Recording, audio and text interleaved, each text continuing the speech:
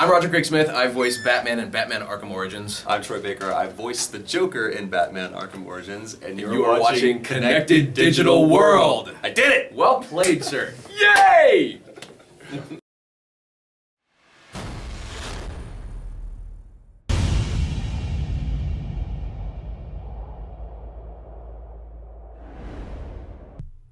Andrew from Connected Digital World here. Come with us into the Gotham City Police Department where we interview Troy Baker and Roger Craig Smith. Enjoy. Guys, thank you very much for joining me today. Thank really you. Appreciate Thank you for taking the time to talk to us. Would you like to both introduce yourself and tell us which role you play in the game? I am Roger Craig Smith. I am the voice of Batman in Batman Arkham Origins. And I am Troy Baker, the voice of the Joker in Batman Arkham Origins. So, let's start off one for both of you. You've got some pretty big shoes to fill with Batman and the Joker. How do you feel going into the game with that sort of pressure? You first. Yeah, thanks. I'll answer this from under the bus. There's no way you can fill the shoes. I've said this in the past. There's no way I can fill the shoes of Kevin Conroy. There's no way I can fill the shoes of Christian Bale. There's no way I can fill the shoes of Adam West. All of them. Because, as you pointed out so many times, that we're coming up on the 75th anniversary. Or is it already 75 years? Coming up on it. Coming up on. This is such an iconic character the whole world over for just comics and video games and animation. You just hope that you do the absolute best, most honest job to pay homage to the character that you can, but knowing full well that you're going to be compared to any of those versions, truthfully, not just the Kevin Conroy, but arguably with the video game medium where people are looking at the previous two Arkham games. And so it was never about necessarily trying to impersonate, because I would have walked away from that and said, no, not doing that. You can't do that. But it was trying to pay homage to this character as well as prior performances, both in the live action, the animated series, and in the video game world. And even then, it's just, you still don't. I'm still nervous as all get up, because it's still just is one of those things where I can't believe you guys would have given me this opportunity. So there's, I'm in this Grand Canyon cavernous, bottom of a shoe looking up going, okay. So there's no way you can do it right, I don't think. I ran originally. I mean, you want to talk about shoes, there were trainers that I was going that way, the opposite direction.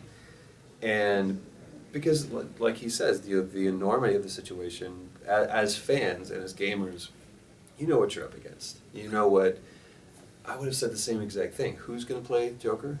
Why is it not Mark Hamill? Mm-hmm. People would just want to simply clone Mark Hamill, this guy included, just for the next 3 generations to portray the character.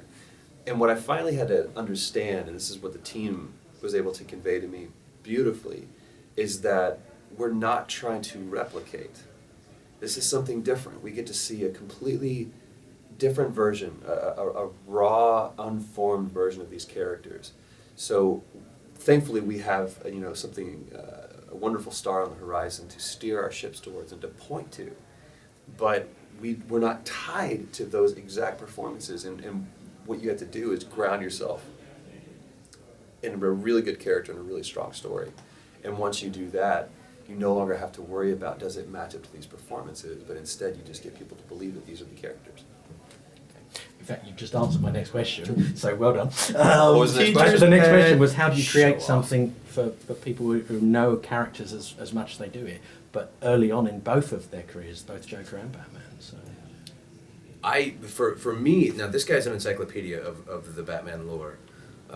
And for me, I was relying very heavily on Eric Holmes and Amanda Wyatt, Eric, our creative director, Amanda Wyatt, our voiceover director, simply because I knew that I was at a disadvantage as far as knowing as much as what you've known. But that could be an advantage. No, but honestly, and the more I went back and the more I started thinking about the project and what we were going to accomplish, I went, okay, I could sit there and try to do what Kevin Conroy did, or I could sit there and try to do a Christian Bale impersonation, which everybody out there already has them, and the growling, swear to me, and all that stuff. I could go down that route and just completely ruin this entire situation, or I can sit there and say, boy oh boy, Eric Holmes for taking this on and being so passionate about it.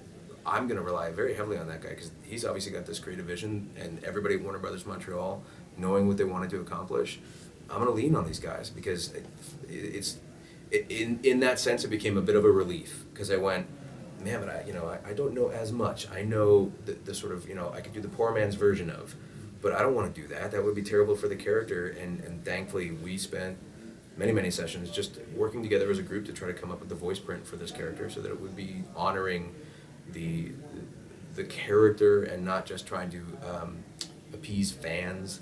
And it was us really like exploring this from the get-go, being an Origins game, playing around with that stuff. And Eric, from the get-go, man, that guy just knew right off the bat where he wanted to go. And we were all kind of pulling in the reins on one another in a lot of ways as well. But yeah, between Amanda and Eric, thank goodness they were there to kind of steer me in the directions, the right direction. Because I did not, after going back and playing, I went, if I play through this again and have that in my brain, I'm going to wind up inevitably doing an impression. And why have me in there? There's a million people who could do a better version of that anyway, but none as good as Kevin. So why have me in there? So thankfully Eric was there to steer me.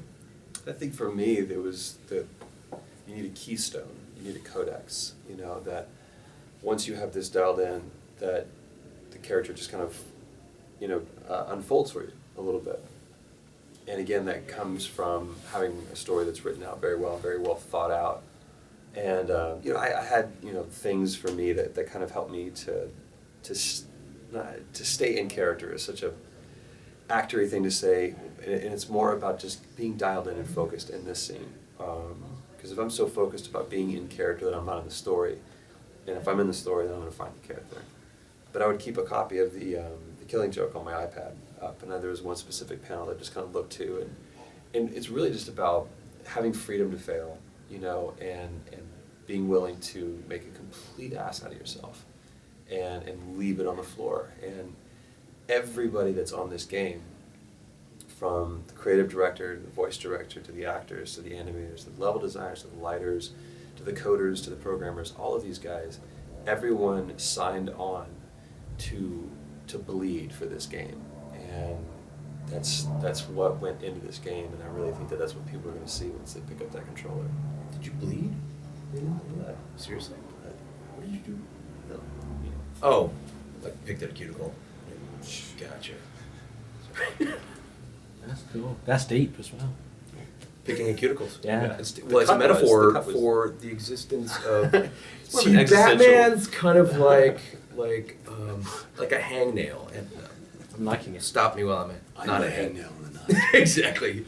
Pick at me. Is that the DLC? Oh, exactly. There you go. Oh, spoiler. Dude. I can cut that. Okay, thank you. Keep it Yeah, secret. don't want to say that. Between you guys, you've both voiced a hell of a lot of characters. Which one's been your favourite? It's like, I always make the joke and say, if you ask a drowning man what his favorite breath is, it's probably the one that he took right before he fell in the water. If you've done good work, I think you walk away with an impression of that character kind of forever with you, and you carry that with you. And it's not only just the character and the story, but it's also the experience that you had working on it. And those are incomparable to, each experience is its own little thing, and to say it's your favorite, it's like Sophie's Choice. You can't pick your favorite kid. I have a very pretentious actory kind of response, but I'm gonna tie that Please. into with the drowning man I metaphor. understand. Because for me, if I'm a drowning guy, my favorite breath is the next one, meaning that I'm not quite Understood. done drowning. I mean, Understood. it's inevitable that I'm gonna, this was so much better. Can we go back to hangnails? I like or cuticle pick. For me, it's always like every day behind a VO mic. We've said this thousands of times. Every day behind a VO mic is a miracle. I cannot believe that I get to do this for a living, and to have done it for these iconic characters is a huge honor. The notion that there could be something else lying ahead is insane. Sure. And so for me, the next gig is going to be my favorite one because it's just. I can't believe I get to do it again. And really and truly, you can't pick any of these favorites because every single one of them is a massive honor. It doesn't matter, if it's whatever franchise it might be for. The fact that somebody somewhere was willing to go, listen, we listened to all these auditions and we want to go with you for this role. Right. You just go, you got the right number, right? You know you sure you don't want to call Troy Baker? And so it's hard to say, you can't answer that. can't answer that. It's always funny when people are Marvel or DC or, you know, who's you? It's like, gosh, I don't know. I mean, all these characters are awesome. It's like, doesn't matter. Doesn't matter. Okay, and last question then. If you guys could play any character at all, anywhere, who would it be and why? I would. Ariel from Little Women. No, sorry, you go ahead. If you're gonna, I think that's fine. think That's about yours. awkward. I would. It'd be pretty safe to say that this is the one that 12-year-old kid in me was really looking towards. Not because I wanted to replace anyone, but even in the theater of my own mind. Like when I wanted to do the audition, I didn't care if I got the role. I was actually counting myself out. I didn't think there was any way I was going to get it. I just wanted to hear myself do the Killing Joke monologue. That really was a lot of what it was. And I just, for no other reason, if that didn't go anywhere besides that room, for those 3 minutes, that's a dream come true. To even get the opportunity to audition for something like that someone thinks that I have some merit enough to listen for, be considered for a role. But I don't know what I would want to take away, because like one of the reasons why I love the Joker so much is because of what Mark Hamill did for the last 25 years, you know? And that goes with every character that I've seen. I wouldn't want to be the guy that screws it up, so. I would love to do any of the station announcements for the trains here. I think that would be. Cockfosters. Thank It's you. one of my favorite. Thank you. Yeah. Next stop, Cockfosters. See, and to think, you'd have to be a professional not to mess that up, because if you mess I that would up, giggle. it could go horribly wrong. Cock. There are children. Yeah, there's no way I can't even begin to fathom answering that seriously, just because the stuff that I've already been able to do is like every single time. It's like, how am I in this room? How do I get to sit next to this guy right now, and why? And so no, there's no. I've already. Forcing you to. Well, yeah, there's that, contractually obligated, I guess. No, that I've already done it. I mean, that's a weird thing to say, and I don't necessarily believe that, because I don't want this to be the downturn. But it's just insane that I've had these opportunities, and so to pick or choose a particular character, I've already gotten to. I mean, I got to voice Batman. If it's one and done for me from here on out, it's like, yeah, but I did it, and I've had, you know, dreams come true with Disney and things like that. It's just nuts. I can't imagine anything else out here, and I've already done it. The dreams have already come true in so many ways, like, and they've happened more than just once. So, yeah. Gentlemen, thank you very much Thank for your time you. today. Thank you so much, man. Thank you.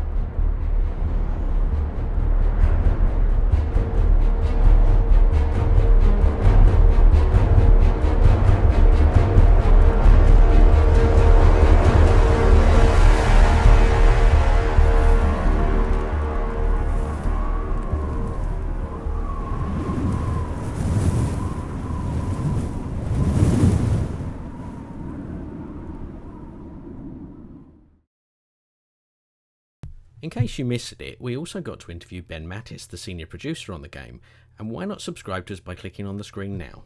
Thanks for watching.